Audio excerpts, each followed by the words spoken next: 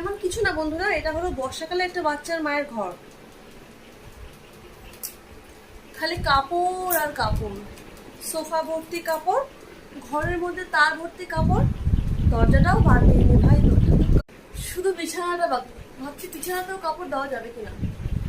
নিচে এই যে আমাদের চটের বস্তা, এই বস্তায় আমাদের শেষ ভরসা। কি করবো বলো?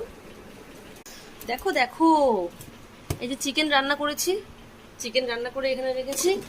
নিচে ভাত, আর এখানে আমার মেয়ের খাওয়ার, নিচে দুধ, আর এখানে জ্যান্ত মাছ আছে। এই যে ভাত দিয়েছি মাছগুলোকে। ওই নন না নট, সারা রাত আমাকে এত জ্বালাচ্ছে, এত জ্বালাচ্ছে, তো জুম করি নাকি। এই যে কালকে রান্না করবো।